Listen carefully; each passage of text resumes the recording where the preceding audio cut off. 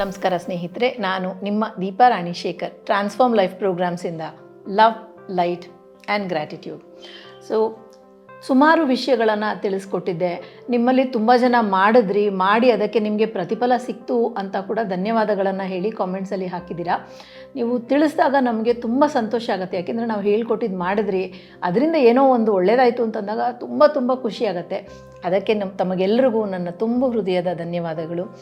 ಮತ್ತು ಇವತ್ತು ಕೆಲವು ಮುದ್ರೆಗಳನ್ನು ಬಳಸ್ಕೊಂಡು ಹೇಗೆ ನಾವು ನಮ್ಮ ಜೀವನವನ್ನು ಸುಗಮವಾಗಿಸ್ಕೋಬೇಕು ಅಂತ ಹೇಳಿ ನೋಡಿ. ಧನಧಾನ್ಯ ಪ್ರಾಪ್ತಿಗೂ ಮುದ್ರೆಗಳಿದೆ, ಆರೋಗ್ಯಕ್ಕೂ ಇದೆ. ಅಂದರೆ ನಾವು ಮನಿ ಮೇಲೆ ಫೋಕಸ್ ಮಾಡ್ತಾ ಹೋಗ್ತೀವಿ. ಮನಿ ಫೋಕಸ್ ಮಾಡಬಾರ್ದು ನಾನು ಹೇಳ್ತಿಲ್ಲ, ಹಣ ಮುಖ್ಯ ಅಲ್ಲ ಅಂತ ಹೇಳ್ತಿಲ್ಲ. ಆದರೆ ಹಣ ಮಾತ್ರ ಇದ್ದು ನಿಮಗೂ ಆರೋಗ್ಯವೇ ಇಲ್ಲ ಅಂತಂದರೆ ಹೇಗೆ ಅದು ಸಾಧ್ಯ?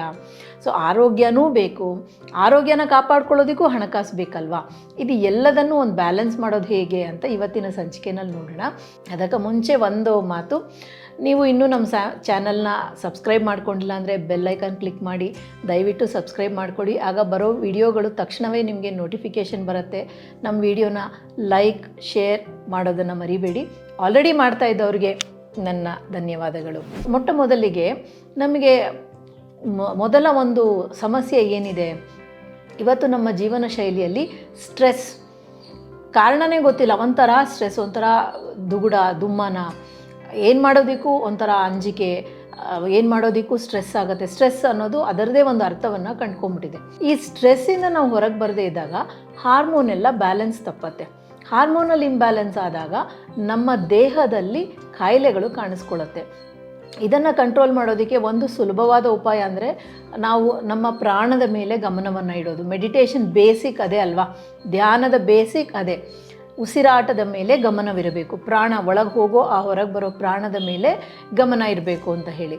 ಈ ಪ್ರಾಣದ ಮೇಲೆ ನಮಗೆ ಗಮನ ಇದ್ದಲ್ಲಿ ನಮ್ಮ ಒಂದು ಸೃಜನಶೀಲತೆ ಏನಿದೆ, ಕ್ರಿಯೇಟಿವ್ ಎನರ್ಜಿ ಏನಿದೆ, ಅದು ಬುಗ್ಗೆಯಾಗಿ ಹರಿದು ಬರುತ್ತೆ. ಅದು ಬುಗ್ಗೆಯಾಗಿ ಹರಿದು ಬಂದಾಗ ಏನಾಗುತ್ತೆ, ಇದೆಲ್ಲ ಮಿಳಿತವಾದಾಗ ನಾವು ಆಧ್ಯಾತ್ಮಕದ ಕಡೆ ಕೂಡ ನಾವು ಗಮನ ಹರಿಸ್ಬೋದು. ನಮ್ಮ ದೇಹದಲ್ಲಿ ಆರೋಗ್ಯ ಇಲ್ಲ ಅಂದಾಗ ಆಧ್ಯಾತ್ಮ ಸಾಧ್ಯನೇ ಇಲ್ಲ. ಸ್ಟ್ರೆಸ್ ಇದ್ದಾಗ ಧ್ಯಾನ ಮಾಡೋಕ್ಕೆ ಸಾಧ್ಯನೇ ಇಲ್ಲ. ಸೊ ಇದಕ್ಕೆ ಒಂದು ಮುಖ್ಯವಾದ ಮುದ್ರೆ ಅಂತ ಹೇಳಿದಾಗ ಯೋನಿ ಮುದ್ರೆ ಅಂತ ಹೇಳ್ತೀವಿ. ಸೊ ಈ ಯೋನಿ ಮುದ್ರೆಗೆ ಈ ಎರಡು ಬೆರಳನ್ನು ಹೀಗೆ ನೋಡಿ, ಈ ಬೆರಳು ಹೀಗೆ ಬರುತ್ತೆ, ಈ 3 ಬೆರಳು ಹೀಗೆ ಜೋಡಿಸ್ಕೋತೀರಾ. ಮತ್ತು ಇದನ್ನು ಈ ರೀತಿ ಇಟ್ಕೋಬೇಕು. ಎಲ್ಲಿ ಅಂತಂದಾಗ ನಾನು ಸ್ವಲ್ಪ ಹಿಂದಕ್ಕೆ ಹೋಗಿ ತೋರಿಸ್ತೀನಿ ನಿಮಗೆ. ನೀವು ಈ ಹೊಕ್ಕಳಿಂದ ಸ್ವಲ್ಪ ಕೆಳಗಡೆಗೆ ಈ ಥರ ಇಟ್ಕೋಬೇಕಾಗತ್ತೆ. ಇದು ಯೋನಿ ಮುದ್ರೆ ಅಂಥೇಳಿ. ಈ ಯೋನಿ ಮುದ್ರೆನ ನೀವು ಬೆಳಗ್ಗೆ ಒಂದು 5ರಿಂದ 10-15 ನಿಮಿಷ, ಸಂಜೆ ಒಂದು 5ರಿಂದ 10-15 ನಿಮಿಷ ನೀವು ಹಿಡಿದಾಗ, ಅಂದರೆ ಒಬ್ಬೊಬ್ರಿಗೆ ಒಂದೊಂದು ಟೈಮ್ ಬೇಕಿರುತ್ತೆ ನೋಡಿ. ಈಗ ಕೆಲವರು 2 ದಿವಸ ವಾಕ್ ಮಾಡಿದ್ರೇ ಅವರಿಗೆ ದೇಹದಲ್ಲಿ ವೆಯ್ಟ್ ಲಾಸ್ ಆಗೋಕ್ಕೆ ಶುರು ಆಗುತ್ತೆ. ಕೆಲವರು 2 ತಿಂಗಳು ಮಾಡಬೇಕು. ಸೊ ಅದು ನಿಮ್ಮ ಆರೋಗ್ಯ, ನಿಮ್ಮ ಮನಸ್ಥಿತಿ ಮೇಲೆ ಅವಲಂಬಿತವಾಗಿರುತ್ತೆ. ಸೊ ಇದನ್ನು ಮಾಡಿದಾಗ ನಿಮಗೆ ಸ್ಟ್ರೆಸ್ಸಿಂದ ಬಿಡುಗಡೆ ಸಿಗುತ್ತೆ. ಸ್ಟ್ರೆಸ್ಸಿಂದ ಬಿಡುಗಡೆ ಸಿಕ್ಕಿದಾಗ ಹಾರ್ಮೋನ್ ಬ್ಯಾಲೆನ್ಸ್ ಆಗುತ್ತೆ. ಅದಾದಾಗ ನಿಮಗೆ ಸೃಜನಶೀಲತೆ ಹೊರಗೆ ಬರುತ್ತೆ. ಸೃಜನಶೀಲತೆ ಬಂದು ನಿಮ್ಮ ಮನಸ್ಸು ಪ್ರಶಾಂತವಾಗಿದ್ದಲ್ಲಿ ಆಧ್ಯಾತ್ಮಿಕದ ಕಡೆಗೆ ಹೋಗ್ಬೋದು. ಇದೆಲ್ಲ ಇದ್ದಾಗ ಮಾತ್ರ ನೀವು ಧನ ಸಂಪಾದನೆ ಮಾಡೋದಕ್ಕೆ ಕೂಡ ಹೆಲ್ಪ್ ಆಗುತ್ತೆ. ನೀವು ಧನ ಸಂಪಾದನೆ ಮಾಡಿದಾಗ ತುಂಬ ಸ್ಟ್ರೆಸ್ ಇದ್ದಾಗ ಏನಾಗುತ್ತೆ, ಬಂದಿದ್ದ ಹಣ ಹಾಗೆ ಹೋಗ್ತಾ ಇರುತ್ತೆ, ವ್ಯರ್ಥವಾಗಿ ಪೋಲಾಗಿ ಹೋಗ್ತಿರುತ್ತೆ, ಅಥವಾ ನೀವು ಅದನ್ನು ಅನುಭವಿಸೋದಕ್ಕೆ ನಿಮಗೆ ಮನಸ್ಥಿತಿ ಇರೋದಿಲ್ಲ. ಸೊ ಈ ಮುದ್ರೆನ ಮಾಡಿದಾಗ ನಿಮಗೆ ಈ ಆರೋಗ್ಯ ಒಂದು ಗಟ್ಟಿ ನಿಲ್ಲುತ್ತೆ. ನೆಕ್ಸ್ಟು ನಿಮಗೆ ಆರೋಗ್ಯ ಗಟ್ಟಿ ನಿಂತಿದೆ, ಆದರೆ ನೀವು ಹಣ ಸಂಪಾದನೆ ಮಾಡಬೇಕು ಅಂದಾಗ ಯಾವ ಮುದ್ರೆ? ಇದಕ್ಕೆ ಕುಬೇರ ಮುದ್ರೆ ಅನ್ನೋದನ್ನು ನಾವು ಮಾಡ್ತೀವಿ. ಕುಬೇರ ಮುದ್ರೆ ಹೇಗೆ ಅಂತಂದಾಗ ಹೆಬ್ಬೆರಳು ಮೊದಲೆರಡು ಬೆರಳನ್ನು ಸೇರಿಸ್ತೀವಿ, ಮತ್ತು ಈ ಬೆರಳನ್ನು ಹಾಗೇ ಮಡಿಸ್ಕೊಳ್ತೀವಿ. ಇದು ಕುಬೇರ ಮುದ್ರೆ. ಹೀಗೆ ನೀವು ಕುಬೇರ ಮುದ್ರೆನ 5ರಿಂದ 10 ನಿಮಿಷ, 15 ನಿಮಿಷ ಬೆಳಗ್ಗೆ ಮತ್ತು ಸಂಜೆ ಹಿಡ್ಕೋಬೋದು. ಮತ್ತು ಈ ಮುದ್ರೆ ಹಿಡಿದಾಗ ಈ ಒಂದು ಮಂತ್ರವನ್ನು ಉಚ್ಚಾರಣೆ ಮಾಡಿ. ಇದು ಕುಬೇರ ಮಂತ್ರ.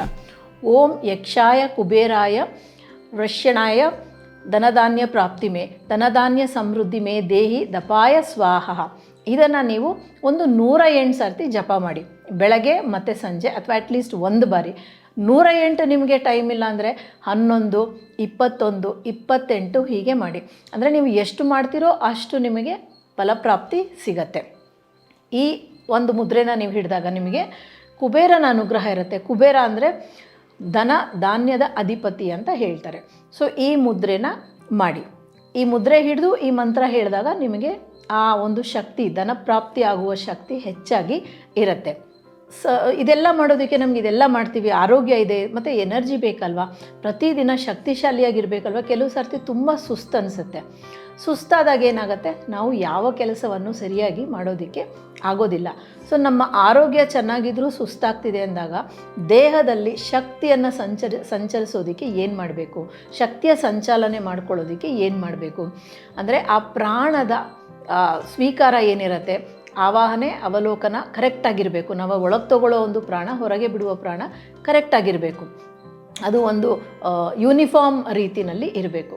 ಅದಕ್ಕೆ ಪ್ರಾಣ ಮುದ್ರೆಯನ್ನು ನಾವು ಹಿಡಿಬೋದು. ಪ್ರಾಣ ಮುದ್ರೆಯಿಂದಾಗ ಏನು, ಈ 2 ಬೆರಳನ್ನು ಹೆಬ್ಬೆಟ್ಟಿಗೆ ಸೇರಿಸಿ ಈ 2 ಬೆರಳನ್ನು ಸ್ಟ್ರೈಟಾಗಿ ಇಟ್ಕೊಂಡಾಗ ನಿಮ್ಮ ತೊಡೆಗಳ ಮೇಲೆ ಇಟ್ಕೋಬೋದು. ಇದನ್ನು ನೀವು ಬೆಳಗ್ಗೆ 5ರಿಂದ 10 ನಿಮಿಷ, ಸಂಜೆ 5ರಿಂದ 10 ನಿಮಿಷ, ಅಥವಾ ನೀವು ಬೇರೆ ಯಾವುದಾದ್ರೂ ಮೀಟಿಂಗಲ್ಲಿ ಕೂತಾಗ, ಟಿ ವಿ ನೋಡಬೇಕಾದ್ರೆ ಕೂಡ ಈ ಒಂದು ಮುದ್ರೆನ ಹಿಡಿದಾಗ ನಿಮ್ಮ ಪ್ರಾಣ ಆರಾಮವಾಗಿ ಹೋಗೋದಕ್ಕೆ ಶುರುವಾಗುತ್ತೆ. ಅಂದರೆ ಪ್ರಾಣ ಅಂದರೆ ಸಾವಂತಲ್ಲ, ಪ್ರಾಣ ಅಂದಾಗ ಗಾಳಿಯ ಸಂಚಾರ ಅಂದರೆ ಉಸಿರಾಟ ನಿಮಗೆ ಕರೆಕ್ಟಾಗಿ ಆಗುತ್ತೆ. ಉಸಿರಾಟ ಕರೆಕ್ಟಾಗಾದಾಗ ಬಾಕಿ ಎಲ್ಲ ವಿಷಯಗಳು, ಮನಸ್ಸು ತಿಳಿಯಾಗುತ್ತೆ, ಭಾವನೆಗಳು ಹಗುರವಾಗುತ್ತೆ, ದೇಹ ಕೂಡ ಆರೋಗ್ಯದ ಕಡೆಗೆ ವಾಲ್ತಾ ಹೋಗುತ್ತೆ. ಸೊ ಈ ಒಂದು ಮುದ್ರೆನ ಮಾಡಿ. ನೆಕ್ಸ್ಟ್ ಬರೋದು ದುರ್ಗಾ ಮುದ್ರೆ ಅಂತ ಹೇಳಿ. ಈ ದುರ್ಗಾ ಮುದ್ರೆಯ ಒಂದು ಯೂಸ್ ಏನು, ಇದರ ಒಂದು ಉಪಯೋಗ ಏನು ಅಂತಂದಾಗ, ಈ ದುರ್ಗಾ ಮುದ್ರೆ ಮಾಡೋದ್ರಿಂದ ತುಂಬ ಒಂದು ಕರೇಜ್ ಅಂದರೆ ಒಂದು ಧೈರ್ಯ ಬರುತ್ತೆ. ಕೆಲವೊಂದು ಸರ್ತಿ ಕೆಲವೊಬ್ಬರಿಗೆ ತುಂಬ ಐಡಿಯಾಸ್ ಇರುತ್ತೆ, ತುಂಬ ವಿಚಾರಧಾರೆಗಳಿರುತ್ತೆ, ಆದರೆ ಅದನ್ನು ಹೇಳೋದಕ್ಕೆ ಧೈರ್ಯವೇ ಬರಲ್ಲ. ನೀವು ಹೇಳೋಕ್ಕೆ ಧೈರ್ಯ ಮಾಡದಿದ್ದಾಗ ಅದು ಹೇಗೆ ನಿಜ ಸ್ಥಿತಿಗೆ ತೊಗೊಂಡು ಬರ್ತೀರಾ, ಅದನ್ನು ಹೇಗೆ ನೀವು ಆಚರಣೆಗೆ ತರ್ತೀರಾ, ಅದಕ್ಕೆಲ್ಲ ಧೈರ್ಯ ಬೇಕಲ್ವ. ಅದಕ್ಕೆ ಈ ದುರ್ಗಾ ಮುದ್ರೆ. ಈ ದುರ್ಗಾ ಮುದ್ರೆ ಅಂತಂದರೆ ಏನು ಅಂತಂದರೆ, ಈ ಹೆಬ್ಬೆಟ್ಟನ್ನು ಇಲ್ಲಿ ಇಟ್ಕೊಂಡು ಹೀಗೆ ಈ ಬಾಕಿ ಬೆರಳುಗಳನ್ನು ಫೋಲ್ಡ್ ಮಾಡ್ಕೊಳ್ಳೋದು ದುರ್ಗಾ ಮುದ್ರೆ. ಸೊ ಈ ದುರ್ಗಾ ಮುದ್ರೆ ಮಾಡೋದ್ರಿಂದ ನಿಮಗೆ ಧೈರ್ಯ ಬರುತ್ತೆ. ಧೈರ್ಯ ಬಂದಾಗ ಯಾವೊಂದು ಕೆಲಸ ಶುರು ಮಾಡೋದಕ್ಕೂ ನಿಮಗೆ ಸುಲಭ ಆಗುತ್ತೆ. ಸೊ ಈಗ ನಾವು ಏನೇನು ನೋಡಿದ್ದೀವಿ ಅಂತಂದಾಗ, ಈ ದುರ್ಗಾ ಮುದ್ರೆ ಕೂಡ ಬೆಳಗ್ಗೆ ಒಂದು 3ರಿಂದ 8 ನಿಮಿಷ, ಸಂಜೆ ಒಂದು 3ರಿಂದ 8 ನಿಮಿಷ ನೀವು ಹಿಡ್ಕೊಂಡು ಧ್ಯಾನ ಮಾಡ್ಬೋದು. ಅಥವಾ ಸುಮ್ಮನೆ ಹಿಡಿದ್ರು, ಮುದ್ರೆ ಮಾಡಬೇಕಾದ್ರೆ ನೀವು ಧ್ಯಾನ ಮಾಡದೇ ಇದ್ರೂ ಅದು ನಿಮ್ಮ ಒಂದು ನರನಾಡಿಗಳ ಮೇಲೆ ಒಂದು ರೀತಿಯ ಒಂದು ಪ್ರೆಷರನ್ನು ಕ್ರಿಯೇಟ್ ಮಾಡಿ, ಒಂದು ರೀತಿಯ ಒಂದು ಎನರ್ಜಿಯನ್ನು ಕ್ರಿಯೇಟ್ ಮಾಡಿ, ನಿಮಗೆ ಬೇಕಾದ ವಿಷಯಗಳನ್ನು, ಏನು ವಿಷಯ ಹೇಳಿದ್ದೀನಿ ಅದನ್ನು ನಡೆಸ್ಕೊಡುತ್ತೆ. ಸೊ ಧೈರ್ಯ ಬರುತ್ತೆ ನಿಮಗೆ, ಮತ್ತು ಶಕ್ತಿ ಬರುತ್ತೆ ನಿಮಗೆ, ಮತ್ತು ನಿಮಗೆ ಹಣ ಬರುತ್ತೆ, ಮತ್ತು ನಿಮಗೆ ಬ್ಯಾಲೆನ್ಸ್ ಇರುತ್ತೆ, ಹಾರ್ಮೋನಿಯಲ್ ಬ್ಯಾಲೆನ್ಸ್ ಇರುತ್ತೆ, ಮತ್ತು ಸ್ಟ್ರೆಸ್ ಕೂಡ ರಿಲೀಫ್ ಆಗುತ್ತೆ. ಸೊ ಇದಿಷ್ಟು ಇದ್ದಾಗ ಜೀವನ ಎಷ್ಟು ಸುಗಮವಾಗಿರುತ್ತಲ್ವ. ಮಾಡಿ, ಖಂಡಿತ ಮಾಡಿ ಸ್ನೇಹಿತರೆ. ಮಾಡಿಬಿಟ್ಟು ನಿಮಗೆ ಯಾವ ಮುದ್ರೆಯಿಂದ ಎಷ್ಟು ಒಳ್ಳೆಯದಾಯ್ತು, ಎಲ್ಲ ಮಾಡಬೇಕು ಅಂತಿಲ್ಲ, ನಿಮಗೆ ಯಾವುದು ಬೇಕೋ ಅದನ್ನು ನೀವು ಆರಿಸ್ಕೊಂಡು ಅದನ್ನು ಮಾಡಿಬಿಟ್ಟು ನಮಗೆ ಖಂಡಿತ ಕಾಮೆಂಟ್ ಬಾಕ್ಸಲ್ಲಿ ಹೇಳಿ ನಿಮಗೆ ಎಷ್ಟರ ಮಟ್ಟಿಗೆ ಇದರಿಂದ ಉಪಯೋಗ ಆಯಿತು ಅಂತ. ಮತ್ತು ನಮ್ಮ ವಿಡಿಯೋನ ಲೈಕ್, ಶೇರ್, ಸಬ್ಸ್ಕ್ರೈಬ್ ಮಾಡೋದನ್ನು ಖಂಡಿತ ಮರಿಬೇಡಿ. Thank you so much for joining me. ನಾನು ನಿಮ್ಮ ದೀಪಾ ರಾಣಿ ಶೇಖರ್, ಟ್ರಾನ್ಸ್ಫಾರ್ಮ್ ಲೈಫ್ ಪ್ರೋಗ್ರಾಮ್ಸಿಂದ. Love, light and gratitude.